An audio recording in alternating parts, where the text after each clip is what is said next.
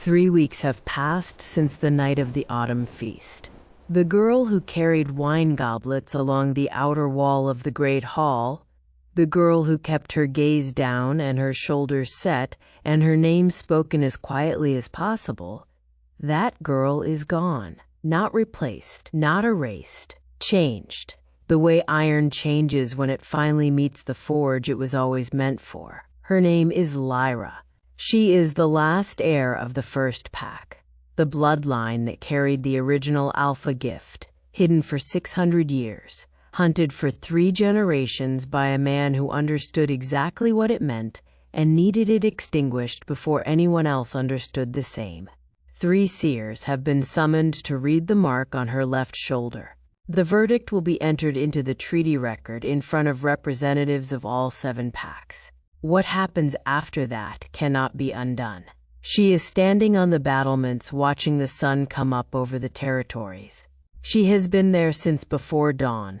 She is not afraid. She is something harder to name than afraid. This is what happens next. The great hall had been rearranged. The long feasting tables were gone, replaced by a single horseshoe of heavy oak, the formal configuration used only for treaty proceedings, a shape that meant whatever happened inside it was binding and permanent and witnessed. Representatives of all 7 packs sat at the outer edge of the horseshoe. Kalion stood at its head. Lyra stood at his right. Not behind him, at his right. She had stopped noticing how much that cost her, the standing beside rather than behind. Or perhaps she had simply stopped having the energy to perform the old smallness. There was too much else to carry now. The 3 seers stood at the center of the horseshoe. Elder Marin, she knew. The small hunched woman in gray wool, milky-eyed and certain, who had touched her wrist at the feast and waited 60 years to do it. Seer Ilara she had met only 3 days ago, tall, dark-skinned, hawk-eyed with the particular quality of stillness that belonged to people who had spent decades listening to things other people couldn't hear. The third, Seer Valdra, was a woman in her mid-40s, warm, copper-brown skin, close-cropped hair shot through with gray, dark eyes that held the quiet authority of someone who had never once needed to raise her voice to be heard. All 3 of them had read the mark. All 3 of them had done it separately, in private, without conferring. This was the protocol. The verification had to be independent. Lyra had stood in 3 different rooms on 3 different mornings, and drawn her collar aside and waited while each of them pressed their fingers to the silver sigil on her left shoulder and went very still. She had learned by the 3rd morning to look at the wall. Now Seer Ilara stepped forward. She had been chosen to speak for all 3, the most respected of the seers, the one whose word carried the most weight in the Eastern territories, which mattered because those were Aldrich's territories, and whatever he intended to do, he would not be able to do it by disputing Ilara's reading. The mark on the left shoulder of the woman known as Lyra, Ilara said, her voice carrying without effort in the formal silence of the hall, has been read independently by all 3 seers present. The verdict is unanimous. The mark is the seal of the first alpha. The bloodline is authentic. The heir is real. She paused. The room was already very quiet. She let it get quieter. This verdict is entered into the treaty record as binding. It is witnessed by representatives of all 7 packs. It cannot be challenged, retracted, or amended by any authority below the Seer Council itself. She stepped back. The silence lasted exactly long enough for every person in the room to understand what had just become permanently true. Then Kalion moved. Lyra saw it happening, and could not stop the thing that moved through her chest when it did. She had known it was coming. She had known the protocol required it, and it did not matter. It still landed like something she had no name for. He stepped forward from the head of the horseshoe and went to one knee on the stone floor in front of her. His head bowed.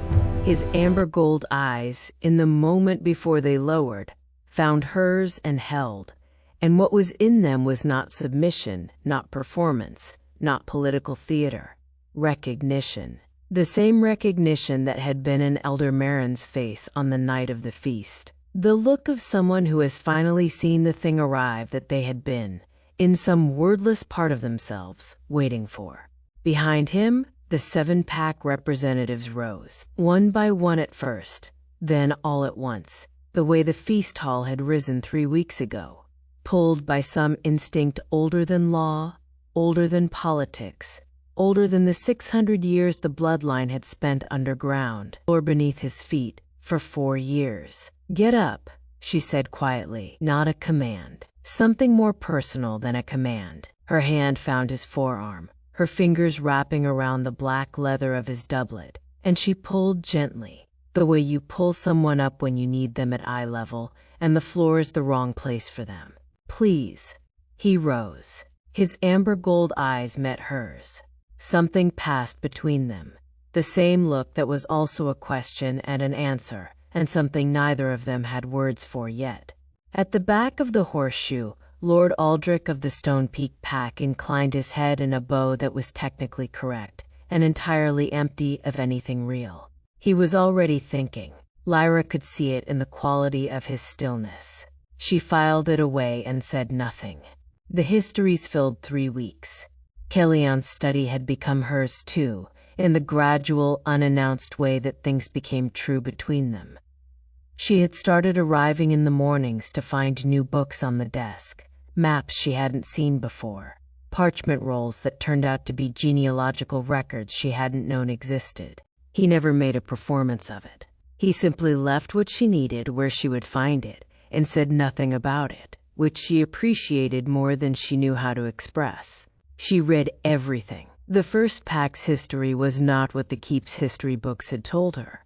Those versions were thin and political, the kind of record written by people who needed certain facts to stay obscure.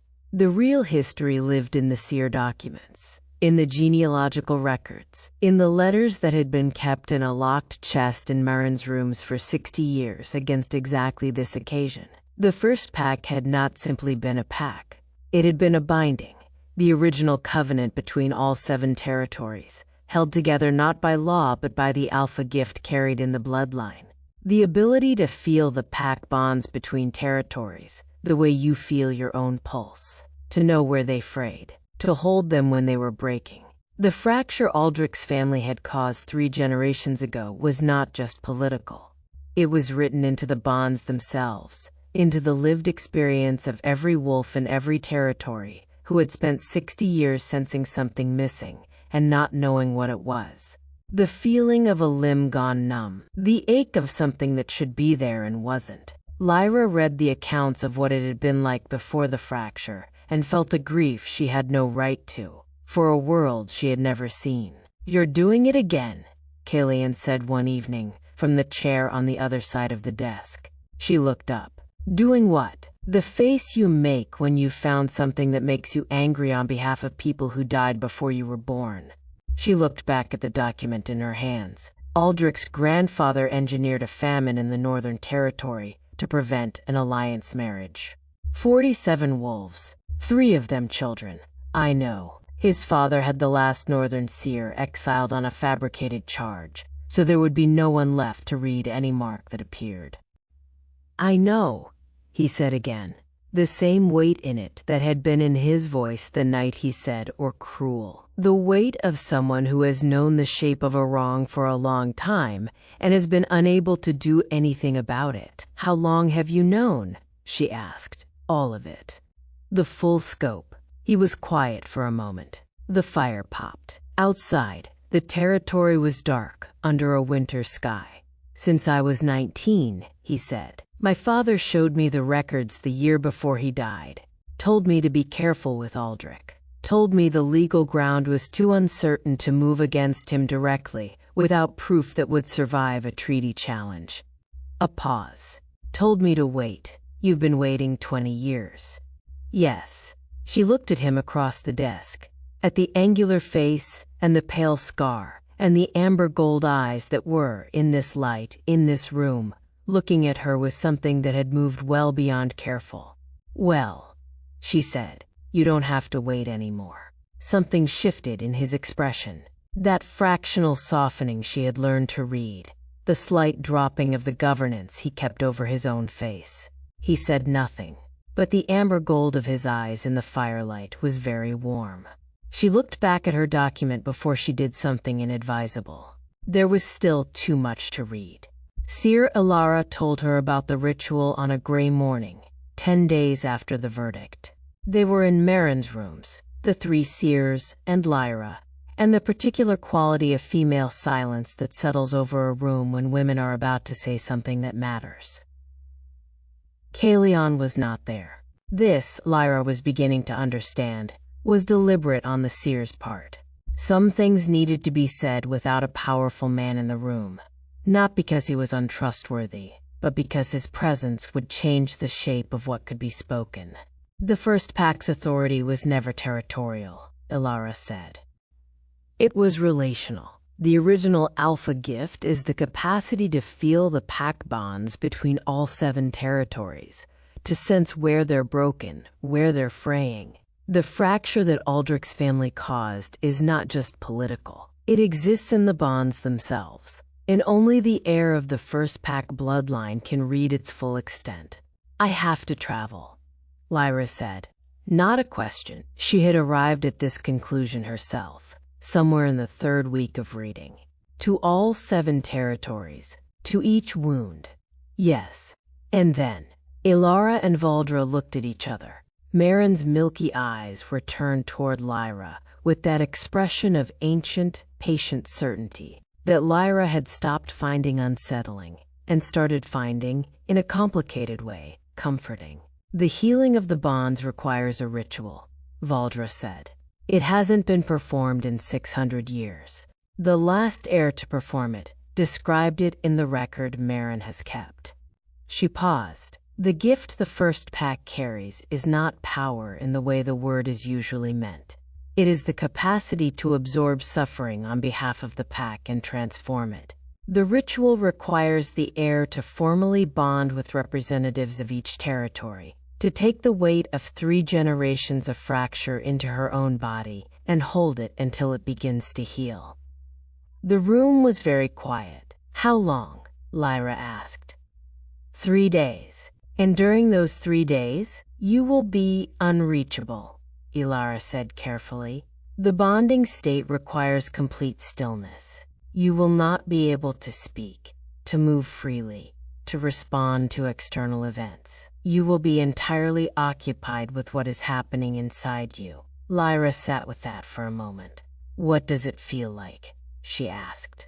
The last one who did it. What did they say? Marin spoke for the first time since they had sat down. Her voice was very quiet and very steady.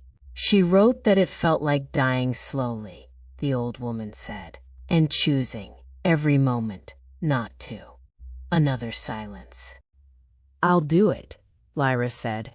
None of the 3 seers looked surprised. Marin's lined face held something that might, in another light, have been called pride. She told Kalion that evening. She told him all of it. The travel, the ritual, the 3 days, what the last heir had written. She told him clearly and directly, the way she had learned to tell him things, without softening, without performance, just the truth laid out in front of him so he could deal with it as himself rather than as the idea of it. He listened without interrupting. He was standing at the window, his thinking position. She had come to understand, the place he went when he needed his body occupied so his mind could work. He looked out over the dark territory while she spoke. When she finished, the silence stretched long enough that the fire had shifted and settled before he spoke. I can't go with you, he said. For all of it. The keep. The governance. I know. I can send men with you. Escorts. People I trust. I know. I'd like that. Another pause. She watched the line of his shoulders. The ritual, he said. His voice had changed.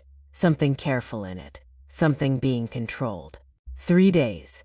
Unreachable. He turned from the window. His amber gold eyes found hers, and what was in them was the specific expression she had never seen on his face anywhere else. The expression of a man who is confronting the limit of what his protection can do. During those 3 days, if something happens, then it happens, she said quietly. And you deal with it. And so do I.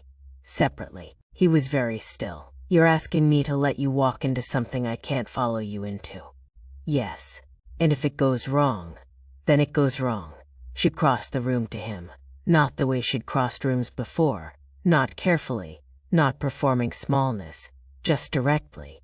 The way she moved now. The way that still surprised her sometimes. She stopped in front of him. I need you to hear me. Not the Alpha King. Not the man who said no one touches you. You. Are you listening? His jaw tightened fractionally. Yes.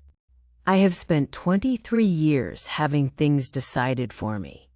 What I was. Where I lived. What I was allowed to want. I know you don't mean it that way. I know everything you've done has been the opposite of that. She held his gaze. But this is mine. This gift is mine. This ritual is mine. And I need you to let me do it without asking me not to. The fire crackled. He looked at her for a long moment. The amber gold of his eyes was very still, very deep. Then, quietly, I know. The same words he had said in this room on the first night, when she had said she was tired. But different now. Not comfort. Not reassurance. Something that had moved past both of those things, into a place she didn't have a word for yet. Go, do what needs doing, come back. She exhaled. That's all I needed, she said. He reached out. The slow deliberateness she had come to know. The way he always moved toward her as though she deserved to be approached with care.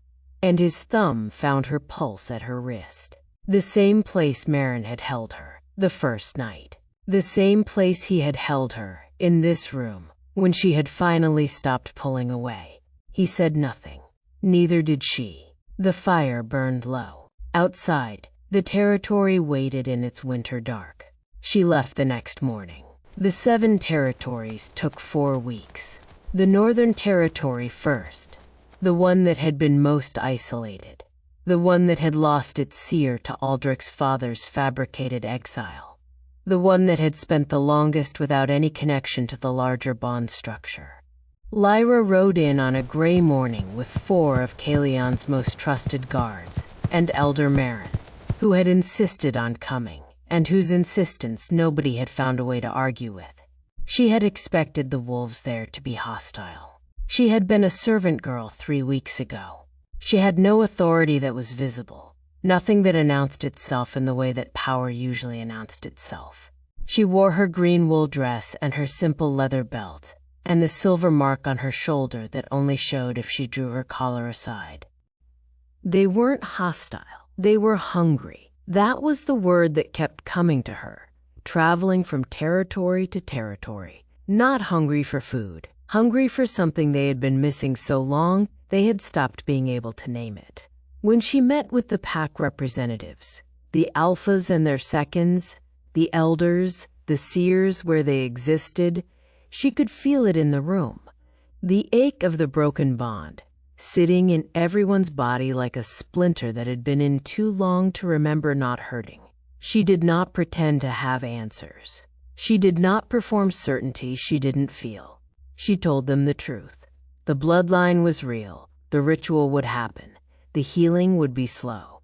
She told them about the fracture, the full scope of what Aldrich's family had done, name by name and act by act, laid out in the plain language of someone who had spent 4 weeks reading the primary sources. She watched the faces of people who had suspected parts of it for decades finally see the whole shape. The grief in those rooms was enormous. She let it be enormous. She did not try to manage it or move past it or offer comfort that would have been an insult. She cried in 3 of the 7 territories, not publicly. In the rooms they gave her at night, with Marin sitting in the corner of the room in her gray wool, her milky eyes turned toward some interior horizon. You're carrying it already, Marin said, on the night after the 5th territory. Before the ritual, you've been carrying it since the Northern Pack. Is that wrong? No, the old woman said. It means the gift is real. The bloodline doesn't wait for the ritual. It starts responding to the bonds the moment the air is acknowledged. A pause. It means the ritual will be harder than the last record described. You are not starting from nothing. You are starting from already full. Lyra looked at the ceiling of the room. Rough stone.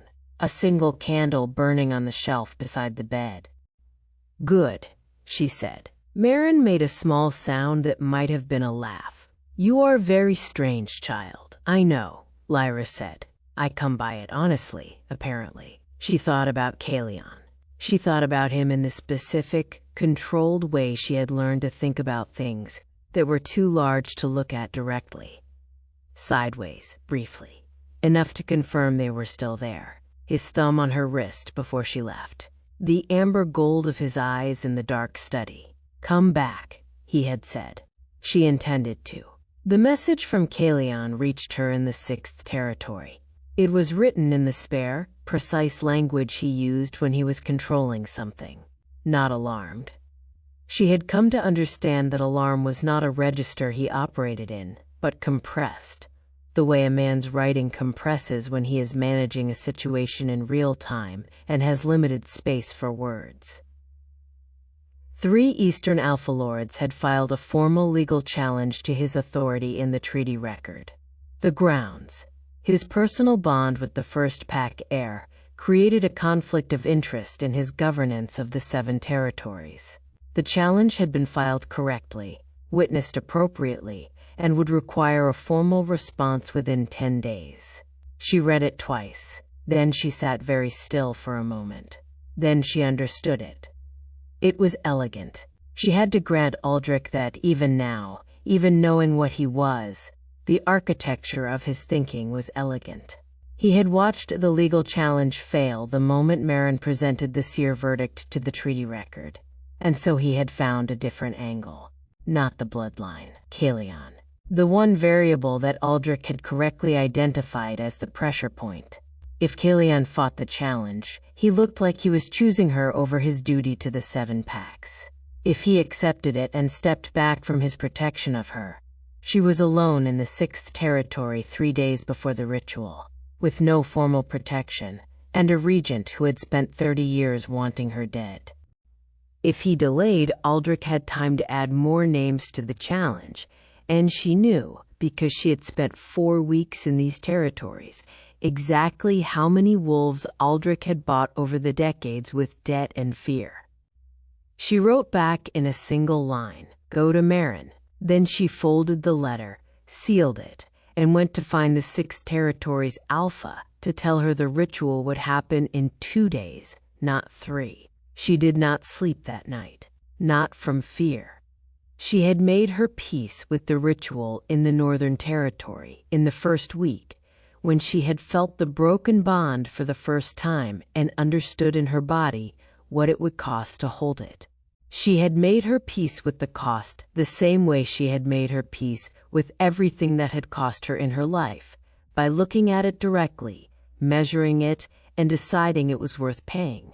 She stayed awake because she was thinking about Kalion, specifically about the fact that she trusted him completely, which was not a thing she had ever said about anyone in 23 years of moving from place to place, and learning that trust was a resource you spent carefully, because it did not replenish easily.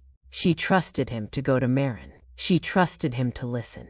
She trusted him to be smart enough to find the move Aldrich hadn't modeled for, because that was who he was, the man who won battles not by matching the enemy's strategy, but by doing the thing the enemy's strategy hadn't accounted for.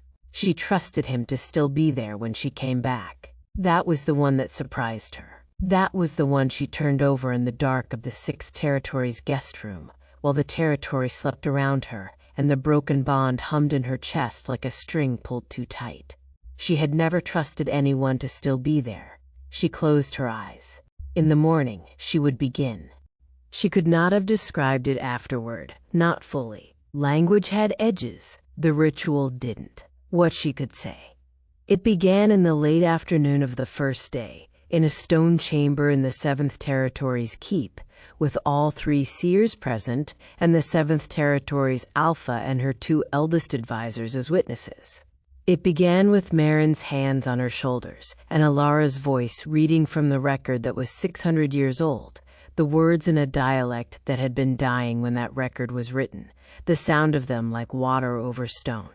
What she could say. The first bond she took into herself was the Northern Territories, which she had been half carrying for 4 weeks already, and the full weight of it, formally held, was different. Enormous. The grief of 60 years of fracture, of wolves who had spent their whole lives sensing something missing and never knowing what, of children born into that numbness and raising children of their own in it, and none of them ever knowing it wasn't supposed to feel that way. She held it.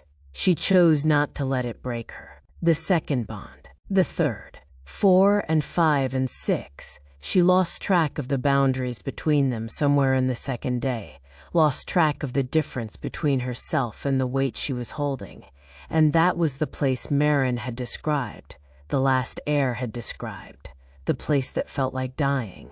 Not pain exactly, the structural sensation of being asked to hold more than a self can hold, and holding it anyway, and the continuous choice, moment by moment, breath by breath, to stay. On the third day she thought about Kalian. Not deliberately. He arrived in her mind the way the light arrives, without announcement, without asking. She thought about the night in the study, his thumb on her pulse. She thought about the morning she left, his voice, "Come back."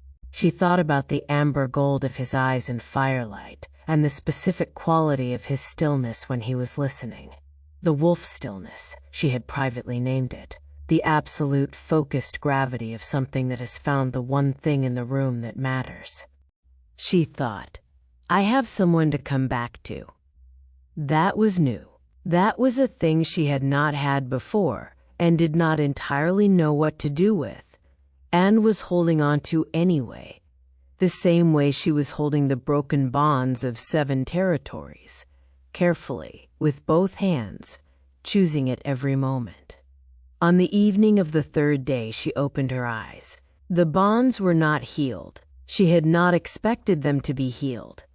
Lyra had been careful about that, had said the ritual begins the healing, does not complete it. It will take years and work, and the slow repair of things broken over generations. But they were no longer silent. They were no longer the numb absence she had felt in every territory. That ache of something missing without a name. They were present, frayed and tender and present. She exhaled the breath she had been holding, it felt like, for 3 days. Marin was waiting beside her. Of course she was. Is he safe? Lyra said. Her voice came out rougher than she expected. The old woman's lined face was very still, very certain. Yes, Marin said. She closed her eyes. Good. She said. And that was all. She learned what had happened in pieces. On the 3-day ride back to Ironmore, Kalian had gone to Marin. Marin had told him what she had been holding back since the night of the feast, the second part of the prophecy, the part she had kept until he was ready to hear it. The mark on Lyra's shoulder was the seal of the first Alpha. The scar on Kalian's eyebrow, the one from the battle that had ended the last war, that had cemented his authority over all 7 territories, the scar every wolf in every pack knew the story of, was the same seal in a different form. Older, carved into him not by the battle he remembered, but by something that had been waiting in his bloodline since before his grandfather's grandfather was born. He had carried it his entire life without knowing what it was. They had always been meant to find each other. The two halves of an authority structure that the first pack had built 600 years ago, and that Aldrich's family had spent 3 generations trying to prevent from reassembling. One heir for the bonds, one king for the territories. Not the same. Not separate. Something the pack law had no existing category for, because it had not existed since the first pack's time, and the language for it had gone underground with the bloodline. Marin had presented this to the treaty record the same morning. Aldrich's legal challenge had collapsed. You cannot separate 2 people the first pack itself bonded. It is not a conflict of interest. It is the structure the pack was built on. Aldrich had left the treaty proceedings without a word.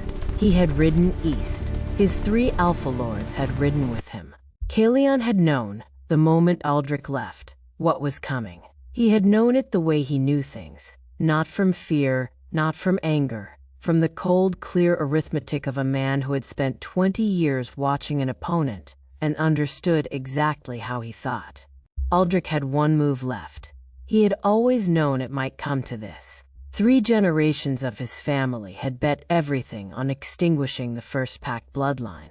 And the bloodline had survived, and the heir had been found, and the legal and political ground had been methodically cut away beneath him.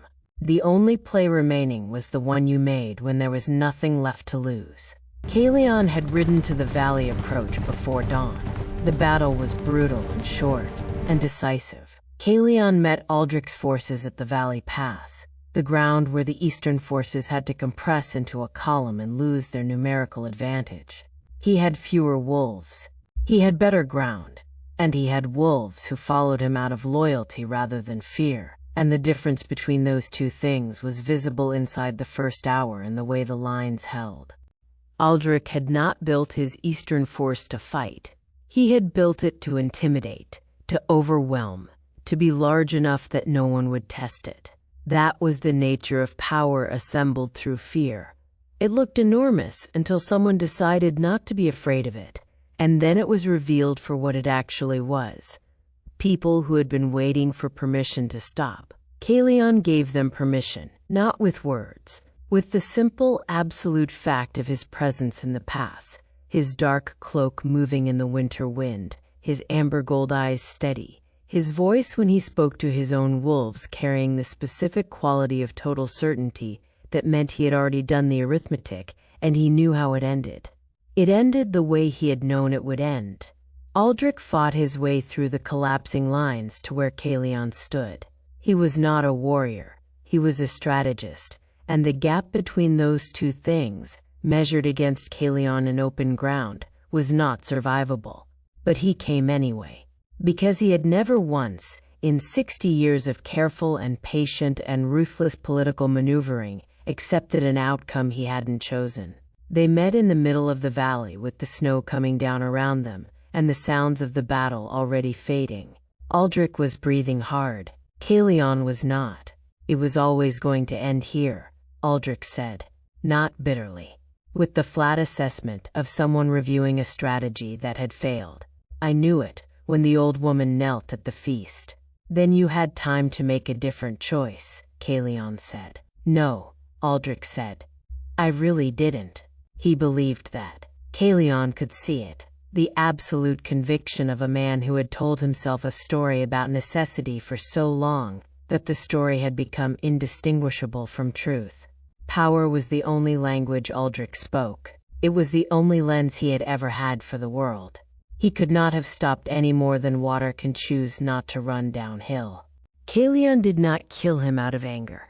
He did not kill him out of vengeance. He killed him with the same cold, absolute clarity he applied to everything that needed doing, because Aldrich would never stop, and there was no cage that held him, and no exile that stuck, and no agreement he wouldn't spend his remaining years corroding from the inside. 3 generations of his family had hunted the first pack bloodline. Aldrich would spend whatever time he had left doing the same thing. It was not a difficult decision. It was simply a necessary one. The valley was very quiet afterward. The snow kept falling. Caelion stood in it for a moment, not in triumph, not in grief, in the particular stillness of a man who has done the thing that needed doing and is letting himself understand that it is done. Then he turned and walked back through the pass toward the keep, his dark cloak heavy with snow, his amber gold eyes already thinking about what came next. She arrived at Ironmoor on a gray afternoon, 3 days after the battle. The guards at the outer gate saw her coming, and one of them turned and ran, not in alarm, but in the particular purposeful run of someone who has been told to fetch someone the moment a specific person arrived. She noted it with a tired sort of warmth and kept riding. The keep's inner courtyard was quiet. The sky was low and white, and the cobblestones were still wet from the morning's snow. She dismounted and handed the reins to the stable hand who appeared, and she stood for a moment in the courtyard with her travel cloak around her shoulders and the 7-pack bonds humming in her chest, tender and real and present, all of them, the way things feel after they've been tested and held. She heard him before she saw him, his footstep on the inner stair. Unhurried. The same cadence she had memorized on the battlements, in the weeks before the territories, before any of this. The particular rhythm of his presence that she had apparently been calibrated to recognize at a distance. He came through the inner door and stopped. She looked at him across the courtyard. He was exactly as she had left him. The angular face, the pale scar, the short dark hair, the amber gold eyes that found her immediately and went still. She walked toward him. He came to meet her. They met in the middle of the courtyard, in the gray afternoon light, with the snow-wet cobblestones under their feet and the sky pressing down low and white above them. And she stopped in front of him and looked up at his face and said nothing for a moment, because she was still learning how to receive the way he looked at her, the absolute, total attention of it, as if she were the only fixed point in the world. "You're back," he said. "I said I would be." His hand came up to her face, the slow deliberateness of it, always, the way he moved toward her as though she was something that deserved to be approached with care, and his thumb brushed the line of her cheekbone, and she let her eyes close for a moment. "Marin told me what the ritual took," he said quietly. 3 days. What it felt like. She wasn't supposed to. She decided I needed to know. Lyra opened her eyes. Of course she did. The amber gold of his eyes was very close, very warm. "I heard about the valley," she said. "I know. Are you all right?" Something moved in his expression. A fractional shift. The dropping of something very carefully held. "Yes," he said. Then, quieter. "It needed doing." "I know," she said. The same words back to him. The same weight in them that his had carried. Every time. He pulled her in then. One arm around her. Her face against his chest. His chin against the top of her head. His long charcoal cloak coming around her in the gray afternoon cold. She let herself be held, which was still new enough to surprise her. Still enough of a choice to feel like one. She could feel his heartbeat. She could feel the pack bonds in her chest. All segment 18N of them, tender and present and beginning, slowly, to mend. She could feel the specific quality of his stillness, the absolute total stillness of someone who has found the thing they were looking for and has no intention of letting it go.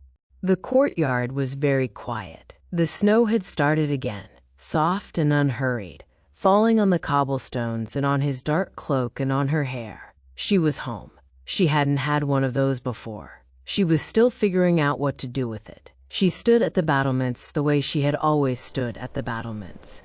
Hands on the cold stone parapet, eyes on the territories below, the 7 of them spread to every horizon in the gray winter light. Different now. She could feel them, all 7, the way you feel your own fingers, not consciously, not with effort. Simply the continuous ambient awareness of something that is part of you. The Northern Territory, which had been the most broken and was the most tender. The Eastern Territories, which had been Aldrich's and were beginning, carefully, to understand that they didn't have to be afraid anymore. The ones in between, all their particular textures of grief and resilience, and the specific kind of hope that survives a long time underground. They were not healed. She had not expected them to be healed. The work would take years. She had years. She heard him on the stair and did not turn. She had stopped turning. She had learned that the particular pleasure of hearing him coming was worth sitting inside for a moment before it resolved into his presence, which was its own different pleasure. He came to stand beside her at the parapet wall. He looked out over the same view. They stood in one of their comfortable silences, the vocabulary of which had expanded significantly in the past 2 months. The Eastern Alpha Lords have sent formal correspondence, he said. All 3 of them, requesting that their legal challenge to my authority be expunged from the treaty record. Are you going to let them? I haven't decided. She smiled at the horizon. Let them. You don't need it on the record. A pause. You're generous with people who tried to use you as leverage. I'm practical, she said. Those 3 Alpha Lords are in territories where the pack bonds are broken. I'm going to need to work with them for the next 10 years. Starting that work with a grudge costs more than it's worth. He made a sound that was not quite a laugh, but was adjacent to one. It was a sound she had been collecting, privately, since the first time she heard it. Evidence of a man who did not laugh easily and meant it every time he did. Marin wants to begin the formal documentation next week, he said. The record of the first pack's reestablishment. She says it will take months. Months, Lyra said. With Marin. In a room, writing things down. Yes, that sounds like it will be extremely thorough. She has 60 years of notes. Lyra looked at the territories below and felt the smile before she could stop it. The same smile she had felt on the battlements the first time, when he had said perhaps a little before. The smile that kept arriving without permission, which she had decided to stop fighting. What does the record call it? She asked. What we are. The 2 of us. What does the pack law call that? He was quiet for a moment. She could feel him turning the question over. It doesn't, he said finally. The category doesn't exist. The last time this configuration existed was 600 years ago, and the first pack apparently didn't feel the need to document it formally because it was simply how things were. So we're unprecedented, apparently. She considered that. I find that less frightening than I expected to. I find it, he said, his voice a shade quieter. Exactly right. She turned to look at him. The amber gold of his eyes in the winter light was very steady, very warm. The particular warmth she had learned to read in the weeks since the courtyard, the variant of his expression that belonged entirely to her, that she had never seen him direct at anything or anyone else. He reached out and tucked a strand of wind-blown chestnut hair back from her face, his thumb brushing her cheekbone, his touch as careful as it had always been. I don't know how to do this, she said. Honest, the way she had always been honest with him. Any of it. The bonds, the record, the territories. What I'm supposed to become. I know, he said. Neither do you. Neither do I, he agreed. We'll figure it out. She turned back to the territories. His hand dropped to the parapet beside hers, not covering it, just beside it. Close enough to feel the warmth of it in the cold air. Below them, the 7 territories stretched to every horizon, fractured, tender, beginning, slowly, to remember how to be whole. She had been a servant girl. She had been a shadow, a nobody, a found child with no name worth keeping. She had been hidden. She had been found. She had been tested. She was still here.